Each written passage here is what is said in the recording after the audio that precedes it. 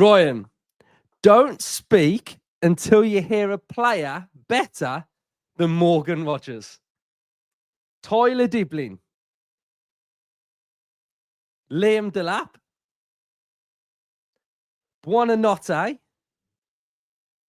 Mateus Cunha,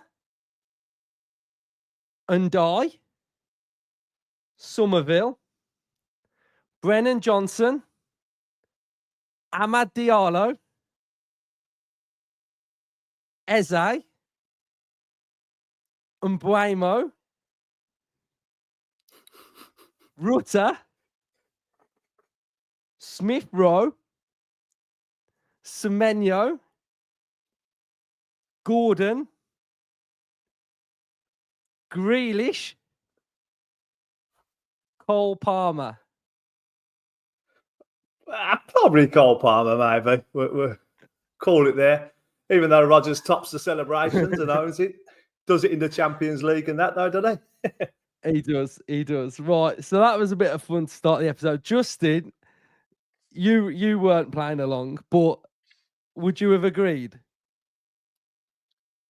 I think, yeah, probably, but I'll probably put them both at the level par at the moment. I think last season Cole Palmer was head and shoulders, but I think the Cole Palmer of this season I think they're both on a pretty much par this season. I think Rodgers has caught up with him. The ones I got after that were Gibbs White, Martinelli, and Gakpo. I tried to pick players that were like in that age bracket. I thought you'd have said like Lionel Messi, Ronaldo, Batistuta. No, I did from bottom of the Premier League to Zidane. the top of the Premier League. Yeah. Right. So how are we all? Buzzing. Yeah. Yeah, buzzing. Can't wait.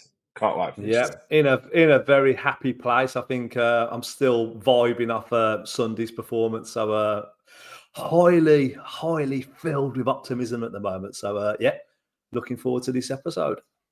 I keep going on like TikTok and I just keep seeing like loads of clips of like Asensio with different versions of like music on it.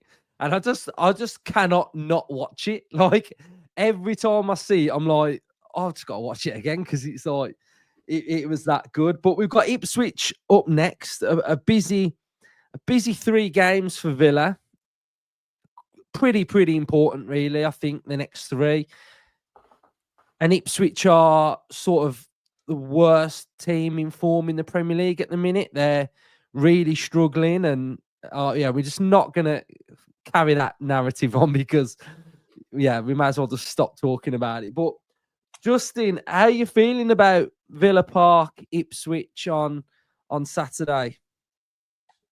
I can't wait for it because I think it's important now. We've got these 4 games now, Premier League games back to back, and it's vitally important now. We really concentrate on the league. I think Emery's said it's the most important competition because it gains you entry to Europe again this season after, which is critically important to our growth. So yes, it is probably, I would argue as well, one of the main contributory factors to our winter transfer window as well. He wanted a deep squad to be able to go on all fronts. So over the next month or so, we are hopefully going to see the fruits of that really busy transfer window come to fruition where we, balance our team, balance our squad, balance the players to a point where we can now compete in the 3 competitions that we remain in.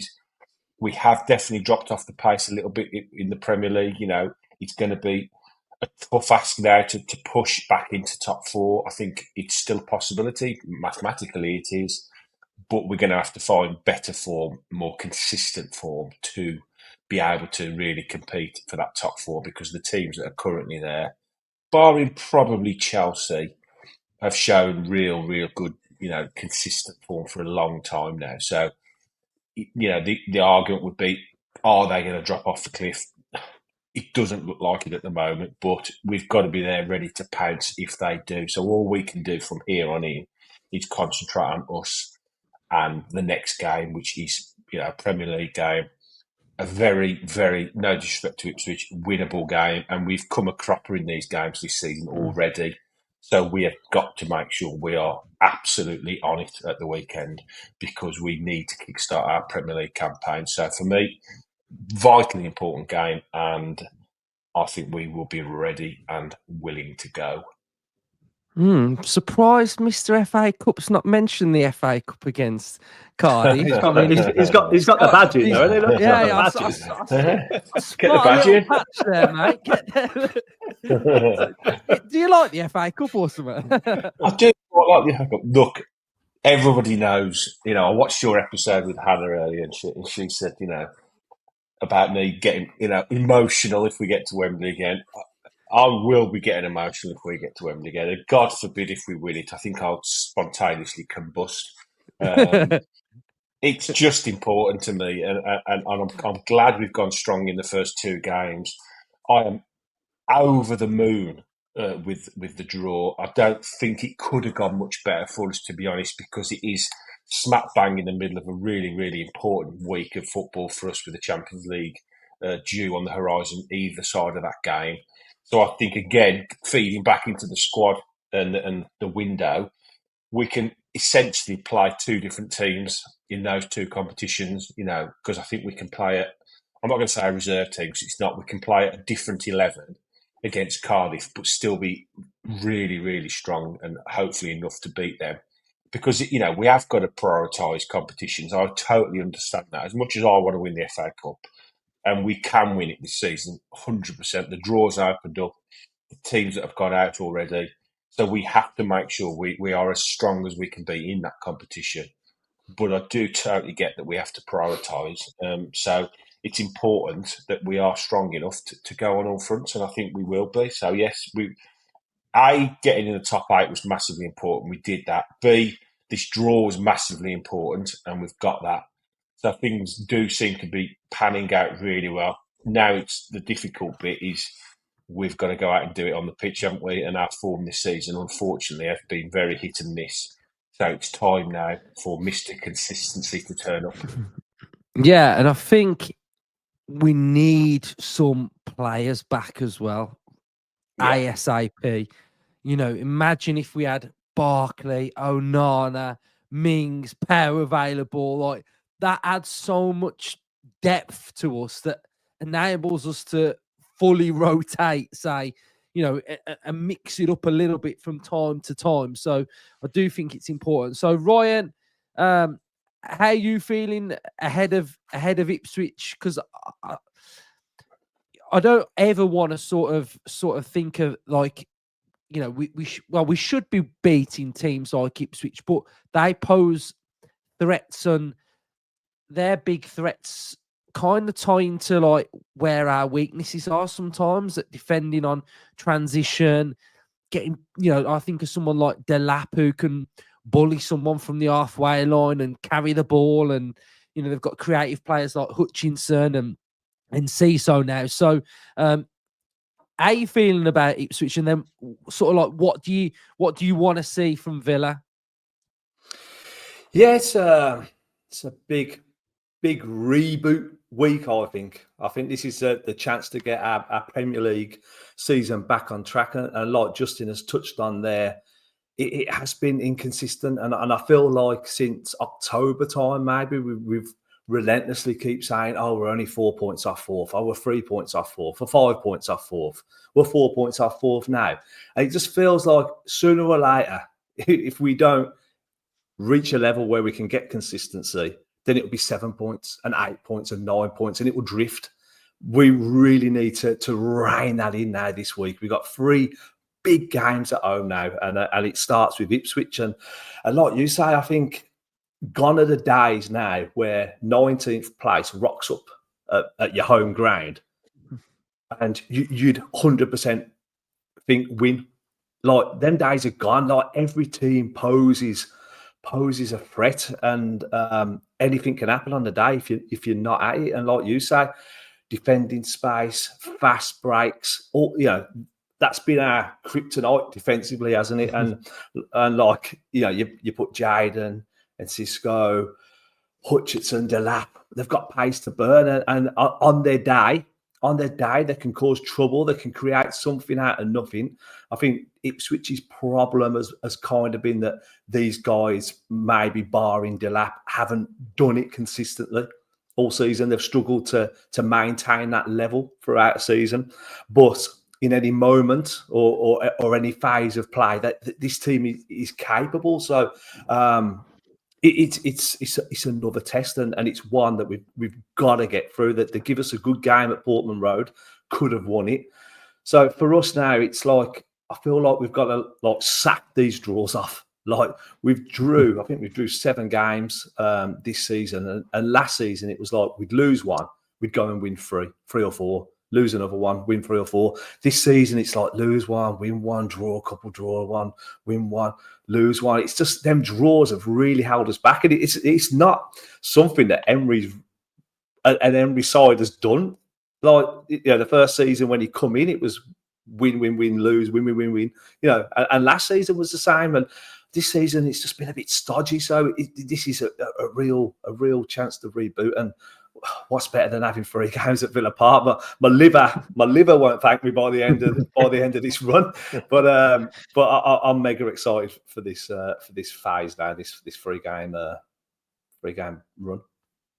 Yeah, and there's some tough teams in there. Liverpool on the Wednesday, Chelsea coming as well. So this one feels like a good marker to put down, and Disasi's probably going to play, so it'd be good to see him, and just more home games. I think the run of home games can be quite important because we've only lost 1 Premier League home game. So if we carry this run on and get through Liverpool and Chelsea as well, then we'll be doing really well. So what I want to have a little look at is, I think it's good now because a lot of these sites that produce data, because there's been a large number of games now, you can start to see some numbers that pop out to you. So we're going to have a little look at some of our defending and attacking numbers.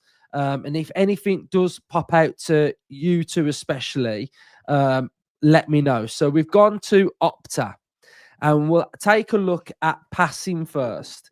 And I think first thing I spot is that possession, we're pretty solid with possession. Well, we're averaging 50.35% possession per game. And if you look on that right-hand side, and I think this one's quite interesting, through balls, 61. And that's currently one of the highest, if not, let's just quickly look. It is the highest in the Premier League. And that ties in with how we sort of play. You saw it against Spurs that we play that through ball. So I thought that was something that is really good to look at. And also, I actually felt like this stat would have been a bit higher as well. Forward passes for Aston Villa is at 29.69%, which I thought basically, because we play more through balls, that it would be slightly higher. I mean, if you look at Newcastle, their forward passes are at 34.49%. So I thought that was quite eye-opening, really. I expected us to be a bit higher. Did anyone else think our forward passes would be higher? I think recently, though, it has been a bit side to side in recent weeks, hasn't it? And I think the way we kind of build, it isn't forward all the time. We will play it around the back and forth until that trigger moment where it opens up, and then we go bang, bang, bang straight through the middle. So I kind of see why the numbers would be a bit more lower there compared to the actual through balls that that we build towards. Yeah, I would agree. I think the eye test game to game, our flow hasn't been there. I think that's probably where I'm at.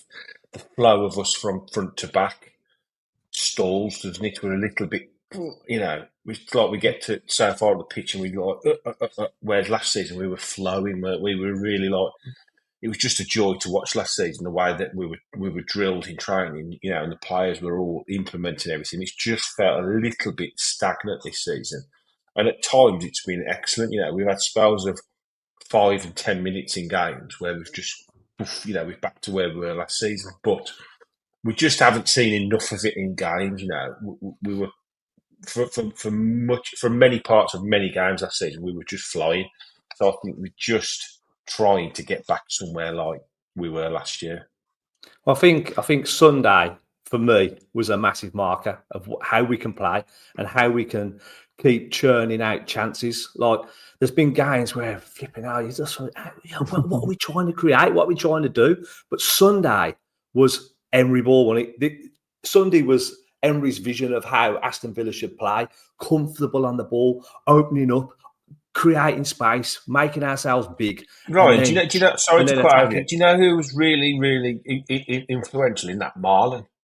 He was just incessant with his running on Sunday.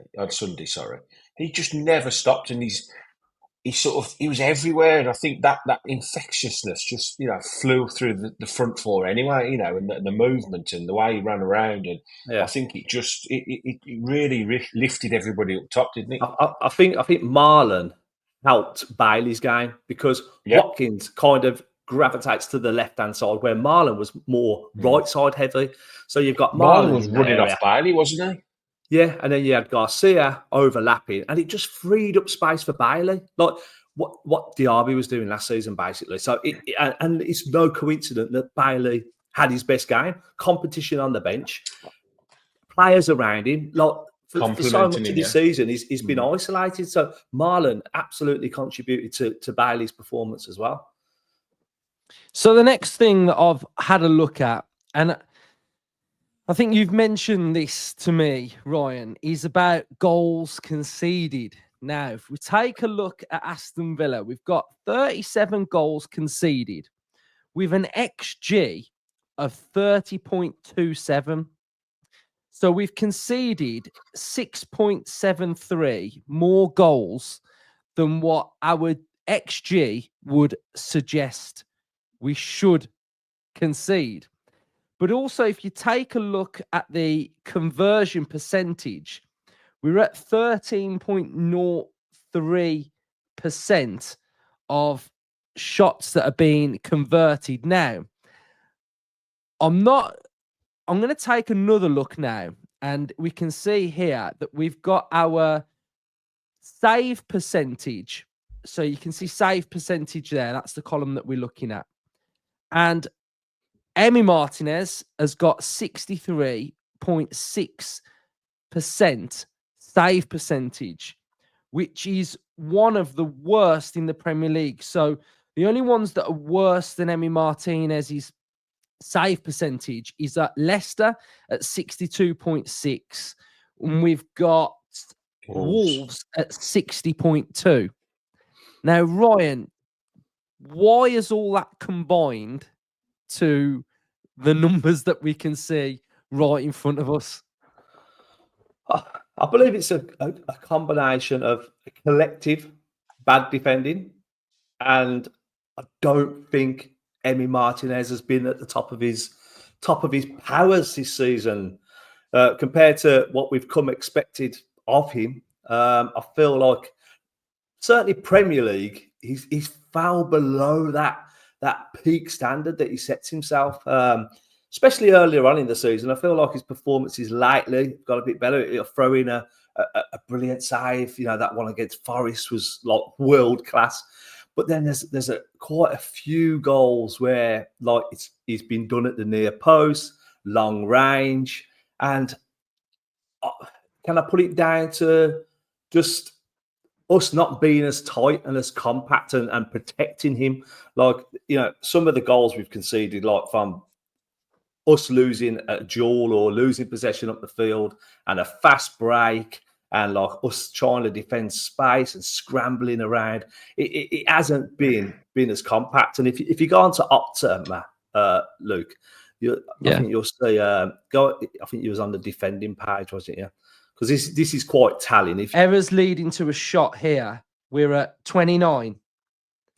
Yeah, so if you actually click on the text, Luke, it sort of filters it so you can see exactly where we are. So look, Southampton. Top of that error list, followed by us. Like, and you got the Ipswiches down there. So, but then errors leading to a goal as well. Again, like we're the second worst in the Premier League, and that's been our problem. It's like when we give away possession and we're not set, and we've opened up to create these through balls. That's when we've been getting caught. So hopefully, with the new additions up top, Asensio, look at the way he held the ball up, and it should give us time to get set, and hopefully we see these figures improving in the second half of the season. Yeah, I think Justin makes a good point about leading from the front, which should not allow the opposition to sort of fast break errors. If your attack's better, then your defense should be better, shouldn't it? Because you're sort of like you're obtaining the opposition more. I agree. Just as Ryan started to talk, I wrote down too many times we've left Emmy too isolated, which those stats totally back up. And if Emmy was on here now talking, I would think he would, if he was honest, he'd say, I haven't been at my very, very best this season. He's been very good. Affected his form, hasn't it? Been excellent. But the amount of times I've circled one-on-ones. It'd be interesting to see how many one-on-ones he's had to face this season compared to other goalkeepers, because the amount of times we've gifted possession away to teams. I mean, that stunning stat that we can see that the first shot on target is just mind-blowing. But yeah, I think it's a combination of. He's probably, if he's normally at say 98%, he's probably at 90, 85, 90 this year. So he's probably dropped a little bit.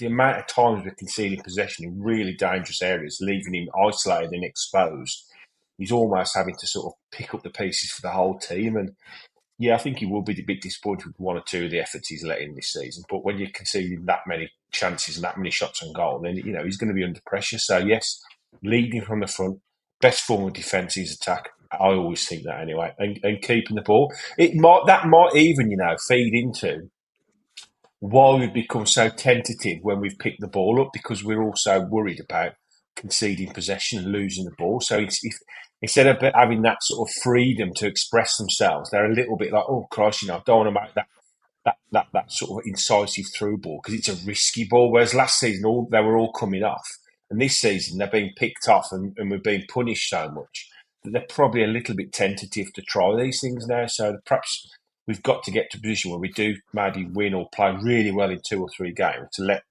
them relax a bit more into the old style of play. Yeah. So we'll switch it round now to a positive. And I think it's a positive that goes under the radar. I think, Ryan, you've done a banging tweet about this. Do you want to elaborate on what your tweet was about the... We don't mention the player's name anyway. We refer to him as JF. So just talk to us about your tweet about McPhee. I thought it was quite funny. Oh, McPhee, when he was announced Portugal. He's Portugal assistant, isn't he?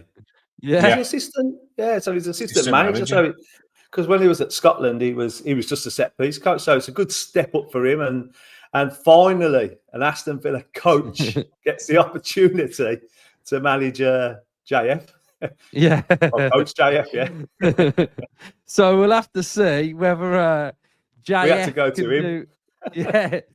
Can JF and can McPhee get the job done in the summer then? So I'm only joking. There will be no there will be no, well, I said this before, but there'll be no transfer hubs on JF ever again. So we can put that one to bed. But anyway, McPhee, right? Look at McPhee here. This is Aston Villa's set pieces this season, and we are one behind the set piece guru, Jova, at Arsenal. We've got the same amount of shots off a set piece as Arsenal. We've got an XG of 10.28, so we should be one more goal to the good.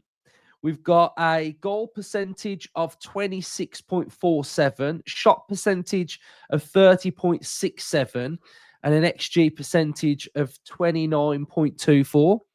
So we seem to be leading the, really high up on our set pieces, Justin, which I don't think they've been as creative as what I've see from before, but this tells me that we're doing pretty well attacking set pieces. Yeah, I think there's two ways of looking at it. Are we as creative as last season? No, but are we effective? And that's the main reason, isn't it? The main point you want. You want to be effective with set pieces. Gone are the days of taking a short, corner and then losing the ball and everyone having to peg it back to try and, cover all the bases. We think thoroughly through our set plays now, and we've got a coach who's obviously, because he's now got this job with Portugal, that is highly thought of, and the job he's done at Villa has led to this sort of this headhunted, by an international team, so he obviously is good at what he does. I'm glad it was him than Unai. Yeah, well, yeah, definitely. Yeah, wouldn't want him to go anywhere. Christ. But yeah, it's good. It's I think Emery sort of alluded to it in the transfer market when he was asked about Ollie Watkins being linked to Arsenal. It's a good thing having your players and your coaches linked to people. That means they're doing a good job, and he's doing a good job. I love the way that when we have a set play, either defensively or offensively, he jumps straight up. Unai just sits straight down, and that's a man who loves, as we know, Unai, he loves to be in control. He's so meticulous with what he does. And the fact he relinquishes that control to the set piece coach shows you how much faith he's got in him, and it's paying dividends, isn't it? Those stats are very, very good. Right up there with the best in the league. So yes, long may it continue. And then finally, we'll have a look at defending, and again, pretty good reading. Aston Villa are pretty much mid-table on 5 goals conceded with an XG of 5.66. So we're pretty much flatlining the XG to the ones that we've conceded. The best is Brentford with 2. And then you've got City with 2, Ipswich 3, Palace 3, Liverpool 4, Fulham, Brighton, Forest, Everton, Chelsea, Villa, Newcastle 5, Wolves 17. So, it's going hand in hand, really. We're good at scoring and we're not conceding loads of goals from set pieces. And I think, for me, I hate conceding goals from set pieces because it's just such not a cheap goal, because a lot can go into like a set piece routine, but they are the worst to concede, like off corners and stuff. So I just really wanted to highlight some of the numbers behind what's been going on this season as well. Then, so we'll have a score prediction. We haven't done these for a while. Justin, what are you going with? I am going with an all-out assault on Ipswich Town. Oh my God. I didn't expect anything else. Justin, anything about this number? Solid 5-0. Oh I was thinking 5-0, yeah. Oh my. Unleash the hounds. I'll go a bit more conservative. 7. 3-1. 3-1. Ryan, what are you going with? 3-0. I was going to say 2, but I don't know. I think 3. I think 3-0. Okay, right, Villa fans, swing that goal difference round, mates. That's something we've got to work on as well, isn't it? Definitely. Villa fans, if you've more enjoyed happy this with episode, the nil. Well, yeah, true. Make sure you smash the likes, comment your thoughts. Up the Villa. Up the Villa. Up the Villa.